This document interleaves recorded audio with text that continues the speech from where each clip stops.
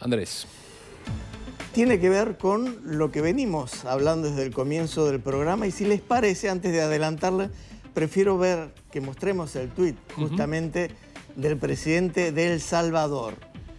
Está muy anclado en lo que hacía referencia Sebastián hace minutos nada más.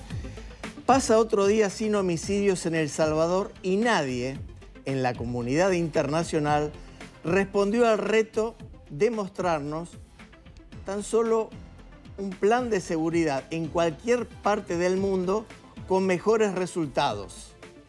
Tal vez lo muestren mañana, un poco dice de manera irónica. Una vez que lo muestren, bueno, nos podemos cambiar ese plan, sigue insistiendo de forma irónica.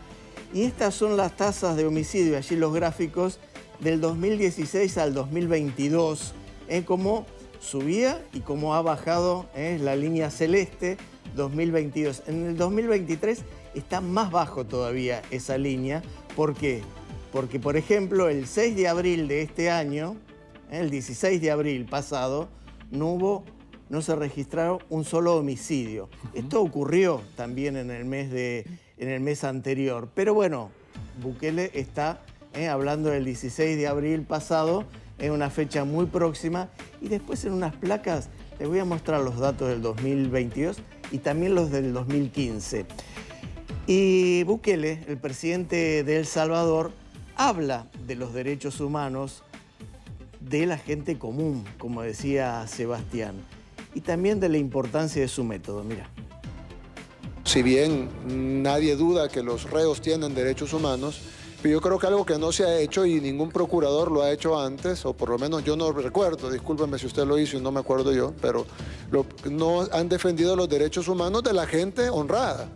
Generalmente defienden como que todo el enfoque de derechos humanos internacional o de las ONGs incluso esté enfocado en los derechos de los delincuentes, que tienen derechos. Nadie dice que los delincuentes no tienen derechos, pero ¿por qué el enfoque es siempre en los derechos de los delincuentes? Y la gran mayoría de la gente honrada, nadie le importan sus derechos. En este país pasamos 30 años siendo acribillados, asesinados, renteados, violados, extorsionados, amenazados, viviendo en zozobra y nadie dijo nada, pero de repente agarran a los que matan, a los que rentean, a los que violan y de repente hay que ver los derechos humanos de ellos. Sí, tendrán derechos humanos, pero son más importantes los derechos humanos de la gente honrada y creo que eso es algo importante, procuradora, que debe de también investigarse y debe de también reportarse, porque si no, entonces no estamos hablando de derechos humanos, estamos hablando de derechos de los delincuentes, que creo que son dos cosas distintas. Derechos humanos son todos y los derechos y las personas que no tienen sus derechos restringidos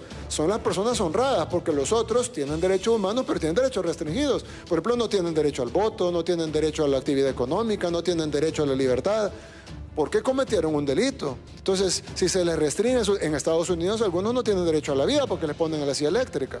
Entonces, si se pueden restringir algunos derechos humanos tan fundamentales como el derecho a la vida, en el caso de los países que tienen pena de muerte, ¿por qué en el caso de los países pobres o en el caso de los países en vías de desarrollo del tercer mundo están encima que los delincuentes deben de tener derechos, pero cuando hablamos de los derechos de la población, ahí todo el mundo se queda callado y ahí ya no importa y lo que tenemos que hacer es seguir velando por los derechos de los delincuentes? Entonces, si bien nosotros vamos a respetar los derechos de los delincuentes y lo estamos haciendo y lo hemos estado haciendo todo este tiempo, pero nuestra prioridad va a ser los derechos de la población honrada, que son los que no tienen sus derechos restringidos porque no cometieron delito.